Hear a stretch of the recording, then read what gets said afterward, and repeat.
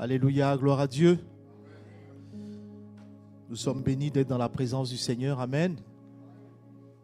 Et le Seigneur nous rassemble pour nous faire du bien. Amen. Par sa parole, il veut nous faire du bien. Je vous salue toutes et tous dans le nom de notre Seigneur Jésus-Christ. Amen. On va prier le Seigneur. Seigneur, nous te bénissons pour ta parole.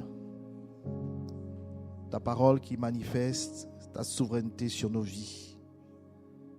Ta parole qui est le phare devant nous. Étienne nous l'a rappelé, ta parole qui est le pain de vie. Ta parole qui est le rocher des âges. Ta parole qui est la seule ressource qui peut nous aider à tenir. Ta parole que nous voulons saisir. Ta parole que nous voulons laisser nous transformer. Eh bien, à toi seul soit la gloire, Seigneur. Merci. Amen. Voilà une question pour vous accrocher ce matin. Pour qui la vie chrétienne est facile? Il y a quelqu'un qui peut lever la main pour dire que la vie chrétienne est facile, elle est simple. Je ne parle pas des difficultés, je parle de la vie chrétienne. Elle est simple? Elle est très simple? D'accord. Mais Bernadette, comment elle est simple? Explique-nous. Si on suit la parole de Dieu. Est-ce que c'est simple de suivre la parole de Dieu? Voilà, c'est ça la vie chrétienne. Dans la parole de Dieu, il y a les commandements de Dieu, il y a les encouragements de Dieu, il y a les promesses de Dieu. Mais c'est jamais facile. Amen. C'est jamais facile. Le piège des chrétiens que nous sommes, des chrétiens sincères, il y a un piège subtil dans la vie.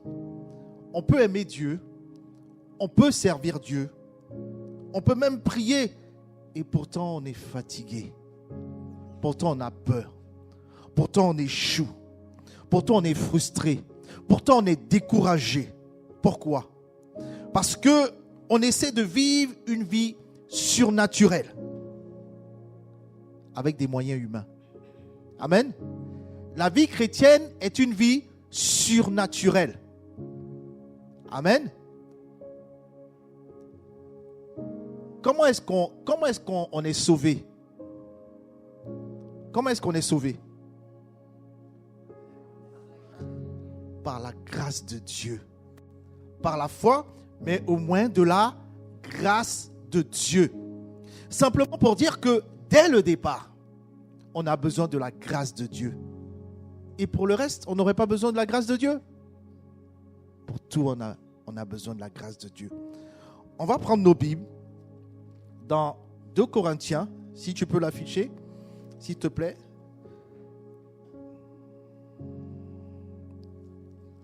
« 2 Corinthiens, chapitre 12, verset 8. » Alors, le contexte de ce verset, c'est un homme comme vous et moi. Il a vécu des choses extraordinaires. Vous savez ce qu'il a vécu? Il allait devant le trône de Dieu. Il allait voir le paradis. Bon, quand on a vu tout ça, qu'on revient, on a besoin qu'on nous enseigne quelque chose? Non. Il sait tout. Il a tout vu. Il n'a rien à apprendre parce qu'il a tout compris de la vie chrétienne. En revanche, quand il est redescendu, la Bible nous dit, pour ne pas qu'il soit enflé d'orgueil. Ça, c'est l'homme, hein, c'est humain. C'est pas céleste, c'est humain. Il était mis une écharde. Et il a crié à Dieu, délivre-moi, aie pitié de moi, enlève-moi cette écharde. Et qu'est-ce que Dieu lui dit? 3 fois j'ai prié, reviens. 3 fois j'ai prié le Seigneur de l'éloigner de moi. En d'autres termes, de l'écharde. Verset 8. Et il m'a dit une chose essentielle. Ma grâce, répétez après moi, car ma puissance s'accomplit dans la faiblesse de l'homme. Et ça, c'est quelque chose de fondamental pour le croyant et la croyante que nous sommes. Nous avons besoin de la grâce de Dieu pour vivre notre vie chrétienne jusqu'au bout.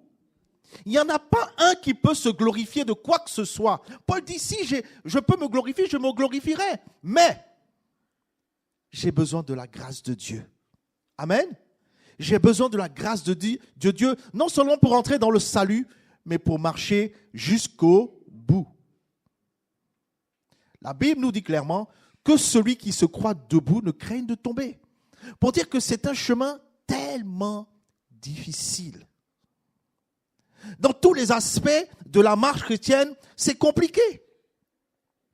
Et je veux dire à quelqu'un, ce n'est pas parce que tu fais beaucoup pour Dieu depuis X temps que tu marches avec Dieu. Ça se trouve, tu es déjà tombé. L'orgueil. Pour ne pas qu'il soit enflé d'orgueil, la Bible dit qu'on lui a mis une écharde. L'effort peut impressionner les hommes, mais c'est la grâce de Dieu qui touche Dieu dans la vie de quelqu'un. La vie chrétienne n'est pas difficile.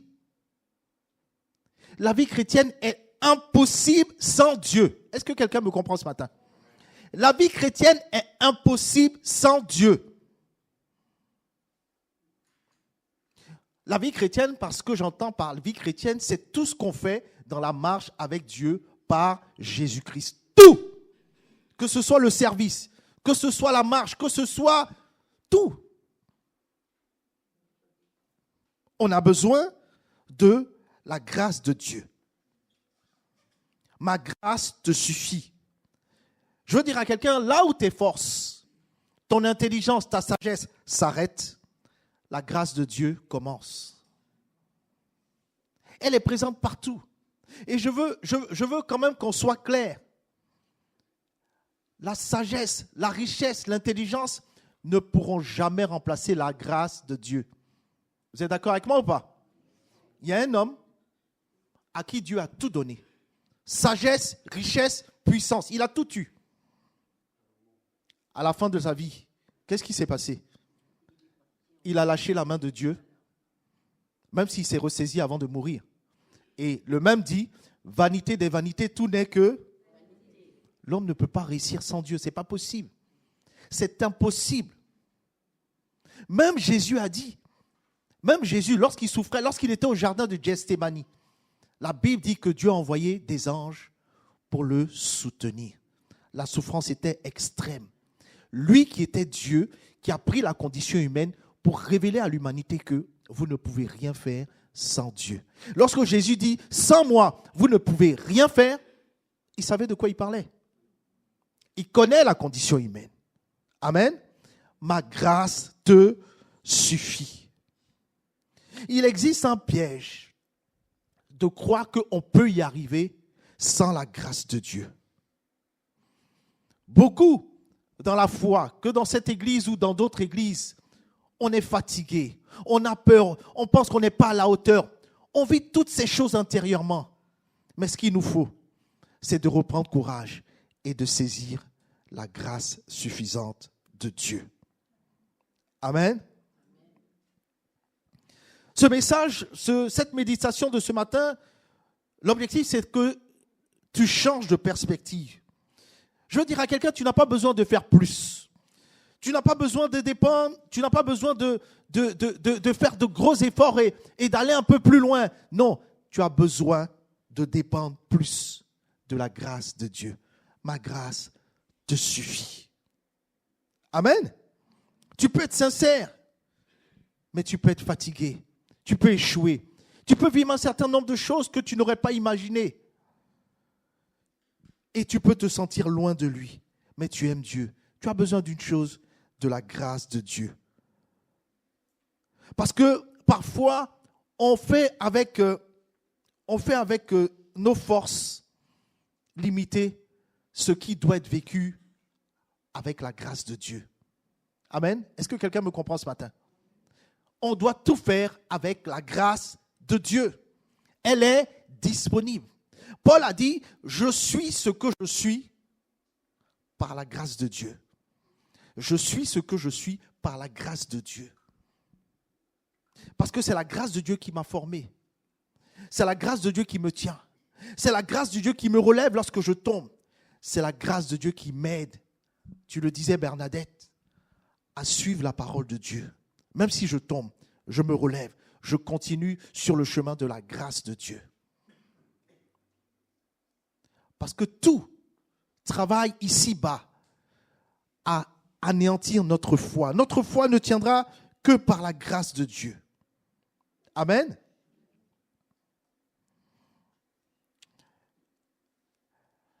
Ma grâce te suffit. Là où chacun de nous s'arrête, même s'il vient à l'église tout le temps, la grâce de Dieu est prête à prendre le relais. Amen. Est prêt à prendre le relais. La grâce de Dieu, c'est cet amour de Dieu. C'est cette compassion de Dieu. L'amour de Dieu, c'est pas il te voit fatigué, il va t'achever. Non, ça c'est la logique humaine. Mais Dieu a pitié de toi. Tu peux avoir réalisé de grandes choses avec Dieu et à un moment t'épuiser, comme Élie, comme David, comme Joseph. La grâce de Dieu, tous ces hommes-là, les a relevés pour dire le chemin encore long, lève-toi, continue. Je veux dire à quelqu'un, ce matin, le Seigneur veut te dire, ne baisse pas les bras, ne te décourage pas, ce n'est pas la fin. Même si tes efforts ne suffisent plus, même si ton courage ne suffit plus, la grâce de Dieu te tend la main pour prendre le relais et t'aider à continuer le chemin. Est-ce que quelqu'un me comprend ce matin? Et c'est quelque chose de très important. La grâce de Dieu vient nous transformer. Mais peut-être que depuis tout à l'heure, je parle de grâce de Dieu. Quelqu'un peut me demander, mais concrètement, ça veut dire quoi la grâce de Dieu? C'est quoi la définition de la grâce de Dieu? La grâce de Dieu, mes bien-aimés, c'est un don. Plus qu'un don, c'est une puissance active. La grâce de Dieu, mes bien-aimés, ce n'est pas une idée. C'est une force divine en action pour soutenir l'homme. Amen. Dans les épîtres aux Corinthiens, il nous est rappelé que la grâce de Dieu est là pour soutenir l'homme. La grâce de Dieu n'est pas une excuse pour rester le même. C'est une force divine en action, mais c'est une puissance pour devenir nouveau. Amen. Une puissance que Dieu met à la disposition de l'homme. Dieu ne nous demande pas d'être capable. Dieu nous demande d'être disponible. Amen. Vous faites la différence? Disponible. Parce que si c'est la capacité des hommes, on est tous limités. Dieu demande la disponibilité de l'homme à dépendre de lui. Là où il n'y a pas de grâce, il n'y a que fatigue spirituelle, découragement, désespoir.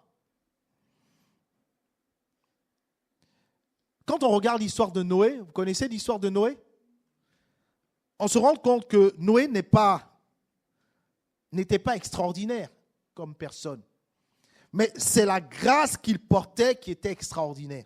Parce que imaginez-vous, dans toute une génération, Dieu le choisit lui. Pourquoi lui qu'un autre? Est-ce qu'il était plus capable qu'un autre? Non. C'est parce qu'il avait un cœur disponible que la grâce de Dieu lui a donné de comprendre qu'il fallait construire une arche et qu'il y a la pluie qui allait tomber alors qu'elle n'était jamais tombée depuis. Beaucoup réduisent la grâce de Dieu à un simple pardon. Mais la grâce de Dieu est bien plus que ça. C'est par la grâce de Dieu que vous êtes sauvés. Oui, la grâce sauve, mes bien-aimés. Mais la grâce, elle fait vivre. La grâce fait tenir. La grâce fait avancer jusqu'au bout. La grâce, c'est l'aide divine, l'aide de Dieu que personne ne mérite. Amen. Mais dont personne ne peut se passer. Personne ne mérite la grâce de Dieu. Personne. Mais le Seigneur répand sa grâce sur son Église. Donc, bien aimé, quand on est conscient de ça, est-ce qu'on peut penser qu'on est meilleurs les uns que les autres? Même après plusieurs années dans la foi, même après être pasteur ou faire des services, on est tous dépendants de la grâce de Dieu. Et on doit prier que la grâce de Dieu se répande au milieu de chacun de nous, dans chacune de nos vies, parce qu'on en a tous besoin. Dites-moi, le rêve de chacun de nous, c'est qu'on soit tous sauvés. Amen. Qu'on y arrive tous, parce que sans Dieu, personne n'y arrivera. Même avec la meilleure volonté du monde, personne n'y arrivera. Amen. C'est ce message que Paul a voulu nous passer. Et c'est ce message que Dieu a voulu faire passer à Paul. Ma grâce te suffit. Tu n'as pas besoin d'autre chose. En d'autres termes, tu n'as pas besoin d'autre chose. Tu n'as pas besoin de trop d'intelligence. Tu n'as pas besoin de trop de capacité. Tu n'as pas besoin d'argent. Tu n'as pas besoin de relations. Tu as besoin d'une seule chose. De ma grâce. Amen. On a vu l'argent de Salomon. Où ça l'a amené. On a vu les victoires de Saül. On a vu plein de choses. Mais il y a une chose qui était nécessaire, la grâce de Dieu. La loi est venue par Moïse pour connaître la condition de l'homme. Mais la grâce est venue avec Jésus-Christ. Amen. Et la grâce n'a exclu personne. Elle s'est ouverte à tous. En d'autres termes, lorsqu'il est mort à la croix, il a donné. C'est la grâce de Dieu. Amen. Est-ce que quelqu'un me comprend ce matin? La Bible dit que Noé a trouvé grâce aux yeux de l'Éternel. Il n'était pas meilleur qu'un autre. Amen. Abraham aussi dans son temps. Joseph dans son temps. Pourquoi lui plutôt qu'un autre? C'est la grâce de Dieu. Amen. Ne pensons pas que la grâce de Dieu, c'est Patricia mérite plus. Non. La grâce de Dieu, elle a décidé, selon sa souveraineté, de s'adresser à elle plutôt qu'à un autre. C'est dans notre génération qu'on dit que oui, lui, il mérite.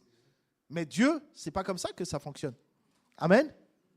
Il faut un cœur dépendant, un cœur qui s'attend à lui, un cœur disponible. Amen. Et le Seigneur ne prend pas le conseil d'un pasteur ou d'une église. C'est son conseil, lui, qui sait toutes choses. Amen. Mais dans tous les cas, on en a tous besoin. On en a tous besoin pour avancer. On en a tous besoin pour être transformés. On en a besoin pour vivre notre foi. Amen. Mais si la grâce est une puissance et une aide de Dieu, elle a un rôle qu'elle doit jouer. Elle doit produire quelque chose en nous. Amen. Parce que la grâce, mes bien-aimés, transforme ce que l'effort humain ne peut pas changer. Un homme sans grâce peut faire des promesses, mais il ne peut pas tenir. Ce que la volonté de l'homme ne peut pas changer, la grâce le transforme. La grâce ne répare pas simplement, mais elle recrée.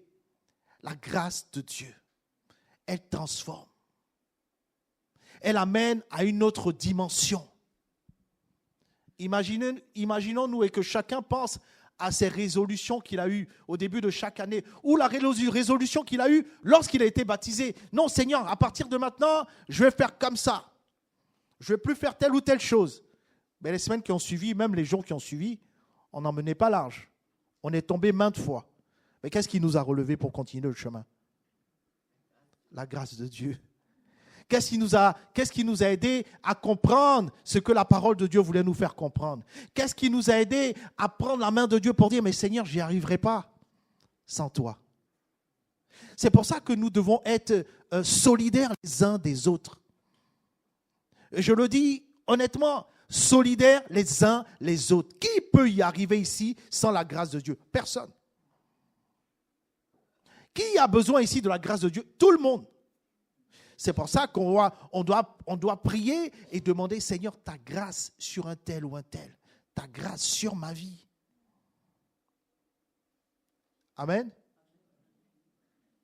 C'est très important de le comprendre. C'est très important de le saisir. C'est très important de comprendre que j'ai besoin de ça jusqu'au bout. Jusqu'au bout. J'aurais beau avoir une batterie dans mon véhicule. Si mon véhicule, le réservoir d'essence, s'il est vide, la voiture n'avancera pas. Hein. Tu peux avoir toute la foi du monde, mais si tu n'as pas la grâce de Dieu, comment tu avanceras? Amen. On a besoin de la grâce de Dieu. Jésus dit, ma grâce est suffisante. Pierre, le disciple Pierre, qui était avec Jésus, hein, je fais remarquer ça souvent, il était avec Jésus tous les jours. Ça ne l'a pas empêché de tomber. Amen. En fait, nous avons quelque chose de plus que lui. Lui, il a vu Jésus face à face.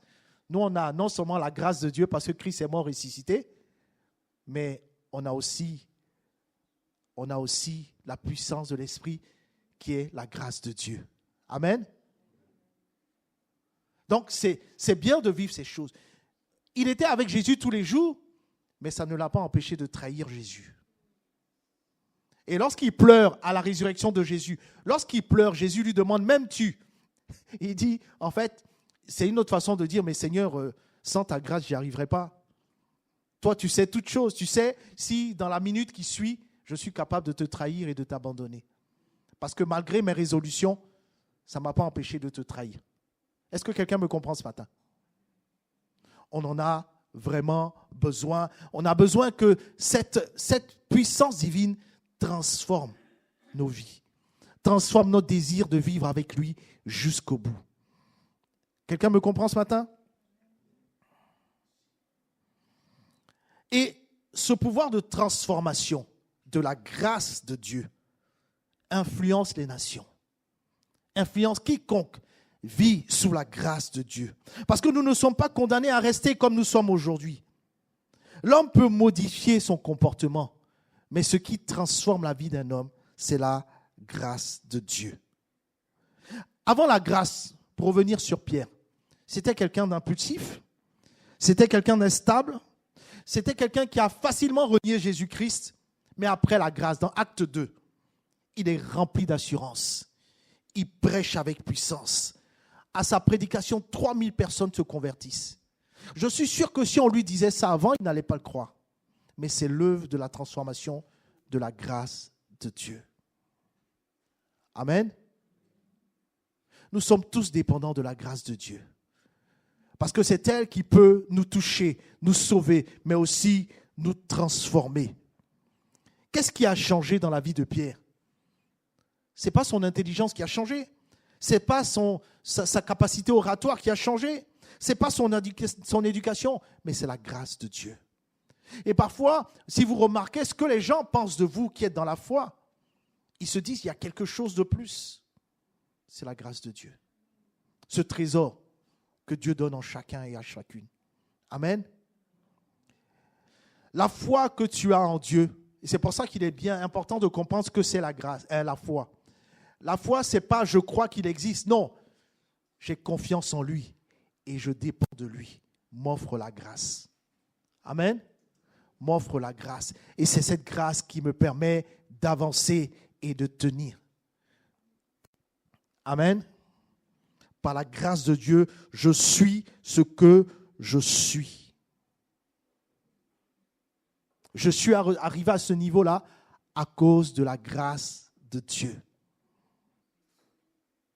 Parce que, bien-aimés, c'est important de comprendre que dans les temps que nous vivons aujourd'hui, c'est tellement difficile et ce sera de plus en plus difficile que si nous n'avons pas la grâce de Dieu, c'est comme on est en mer sans bouée, quoi. Vous imaginez?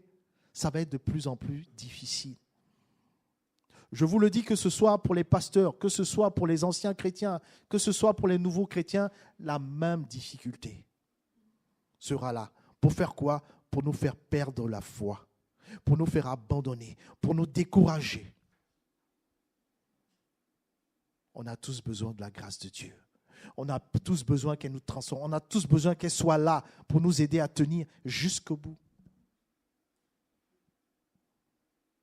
J'ai écouté le témoignage d'un pasteur qui a eu des difficultés. Aujourd'hui, il est pasteur que de nom.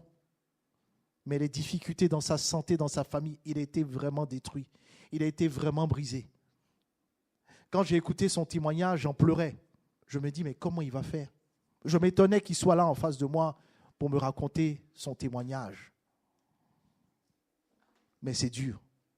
Je vous parle d'un pasteur, mais je peux parler d'un chrétien. J'ai entendu tellement de témoignages, des gens qui tiennent, mais c'est dur. C'est dur. Parce que je vous l'ai déjà dit, ce que le monde veut nous arracher, ce que le diable veut nous arracher, c'est quoi? C'est notre foi. Amen. C'est notre foi. Paul disait que j'ai gardé la foi. Mais on veut nous arracher la foi.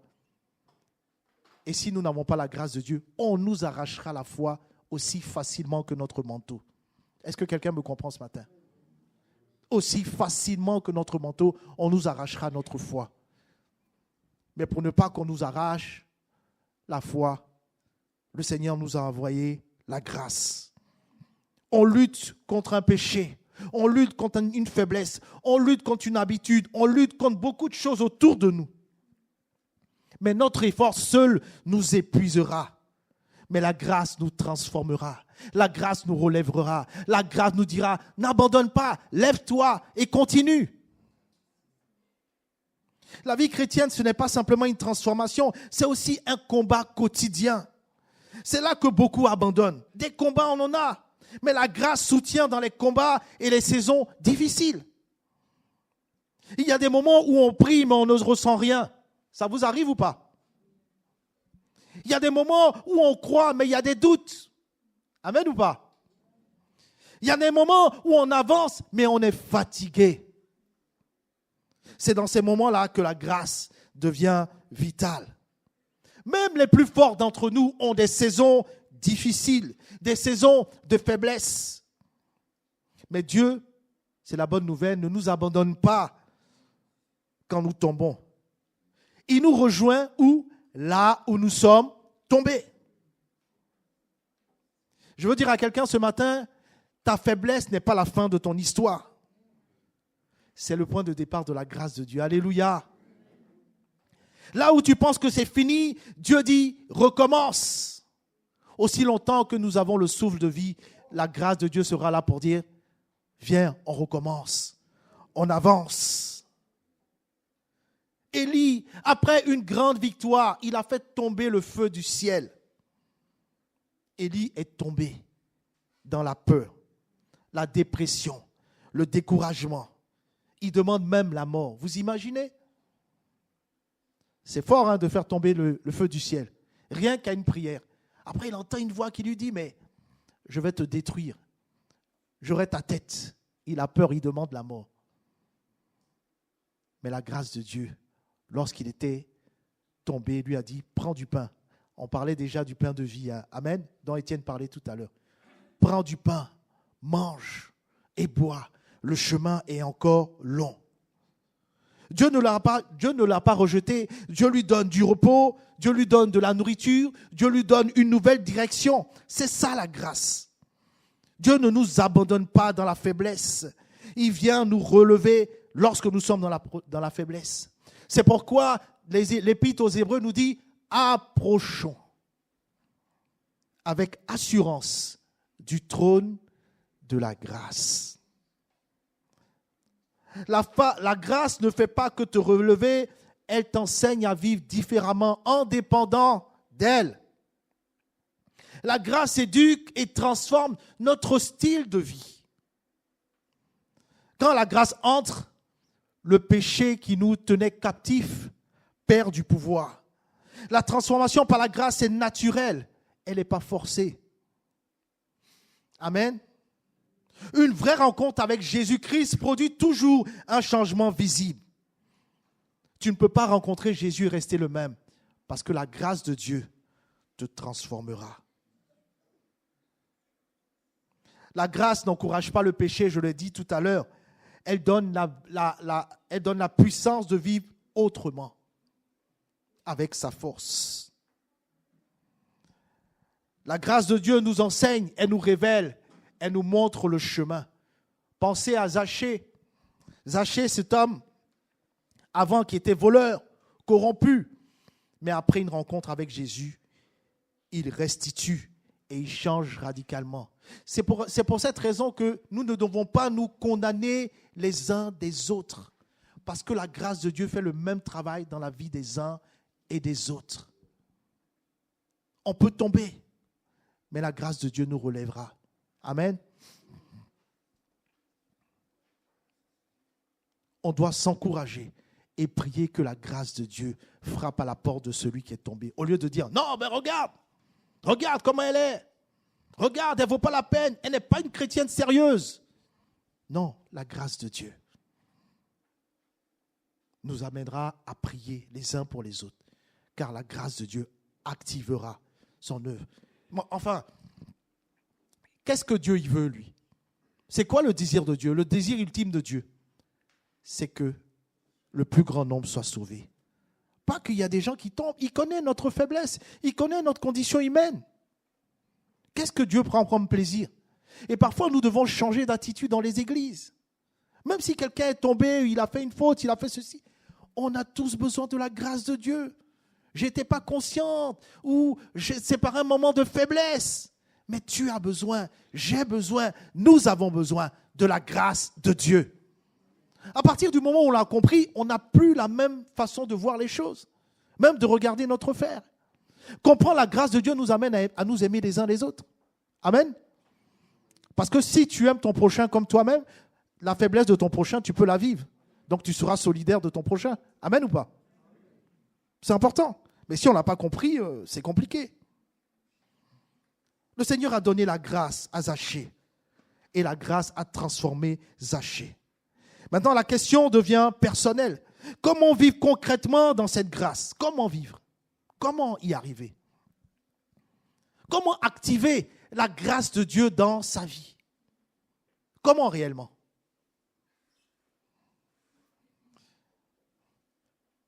Parce que l'orgueil bloque la grâce, mais l'humilité attire. Souvenez-vous de cet homme qui dit « Je ne suis pas comme ce pécheur. Moi, je jeûne, je viens à l'église, je paye ma dîme, je suis sérieux dans ma vie de foi. » Alors que le publicain disait « Je ne suis même pas digne de lever les yeux. » Il était dans une attitude d'humilité. Et la Bible nous dit, c'est Jésus qui parle, qui dit que c'est lui qui a été justifié. La grâce de Dieu, elle sera toujours vers celui qui s'abaisse, pas versus celui qui s'élève, pas vers celui qui dit non, moi je suis toujours à l'église. Non. Amen.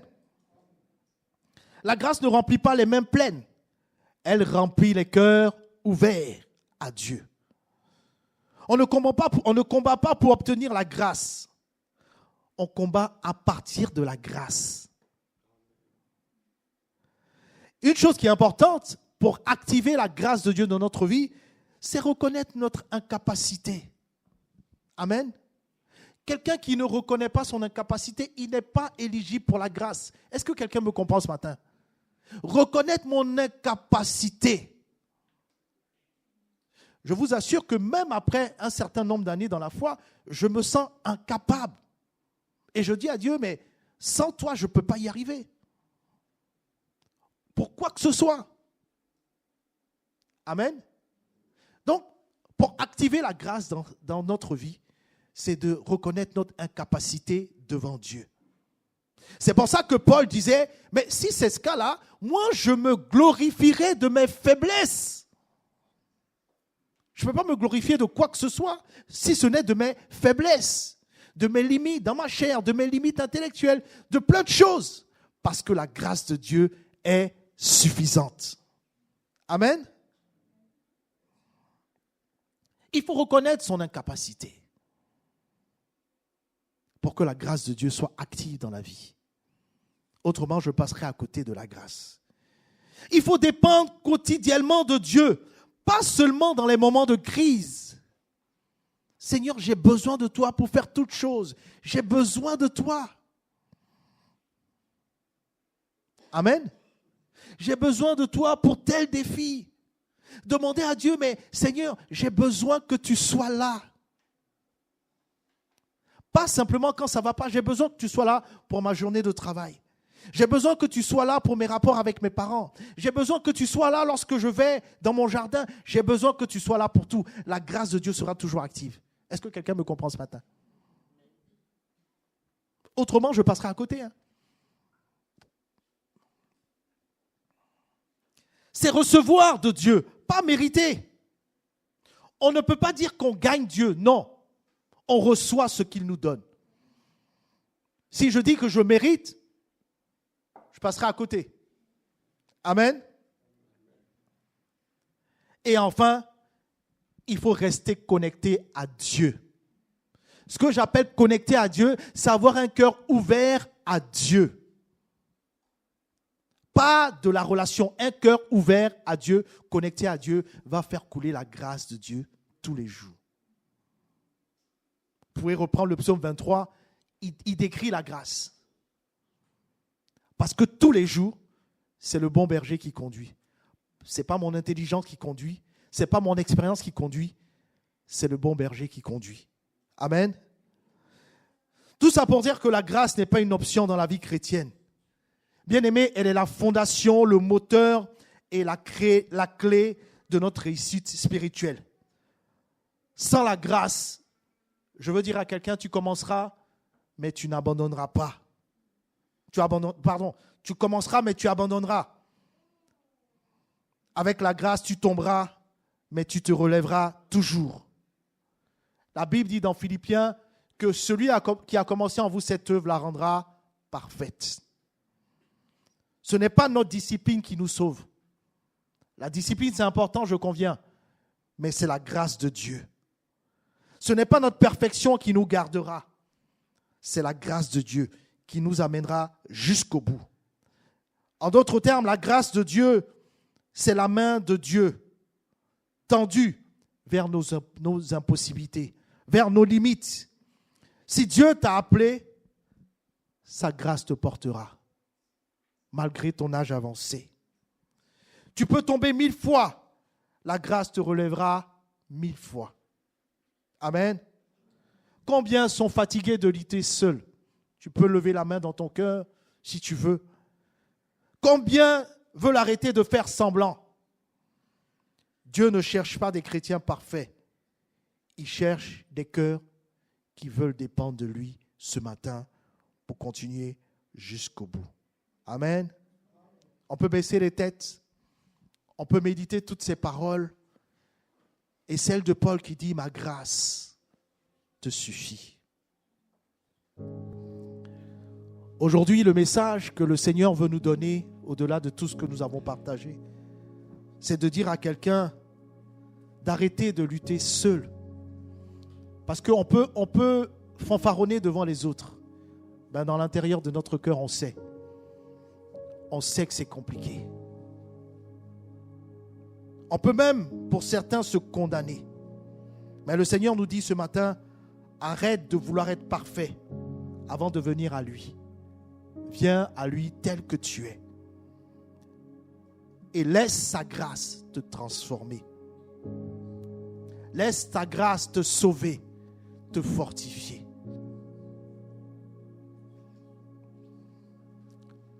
Le Seigneur veut dire à quelqu'un, je suis là, je ne veux pas t'abandonner. Je te tiens la main. Ne sois pas dur avec toi. Mais aussi ne crois pas que tu es arrivé. Nous avons tous besoin de la grâce de Dieu. On va prier le Seigneur si vous voulez bien. Mais que chacun prenne conscience que la grâce de Dieu, même aujourd'hui, est disponible. Seigneur notre Dieu, nous venons devant toi aujourd'hui, non pas par nos mérites, mais par ta grâce. Merci pour ce message. Merci pour ta parole. Ce matin, nous reconnaissons que sans toi, nous ne pouvons rien faire. Sans toi, nous ne pourrons rien réussir dans cette vie chrétienne.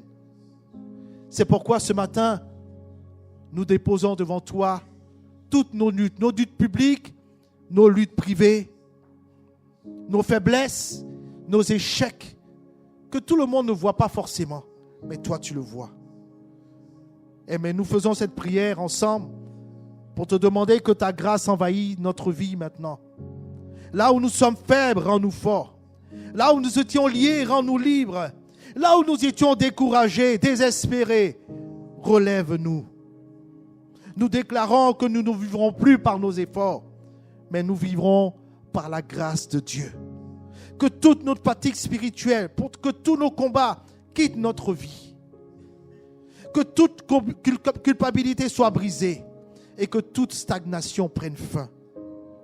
Par la puissance de ta grâce, nous devenons stables. Alléluia. Nous devenons forts. Nous devenons victorieux. Nous nous relevons. Nous réussirons avec toi. Merci pour tout ce que tu fais. Merci pour ta faveur. Merci pour ton secours. Merci parce que tu es là tous les jours. Merci parce que tu ne nous abandonnes plus. Merci pour tant d'amour. Merci pour tant de grâce. Merci parce que tu continueras de nous parler. Merci parce que tu nous ouvres les yeux. Merci parce que même si autant de fois nous tombons, tu nous relèves. Tu ne veux pas le ciel, l'éternité sans chacun de nous. Merci pour ta grâce que tu renouvelles dans nos vies chaque matin. Dans le nom de Jésus. Amen.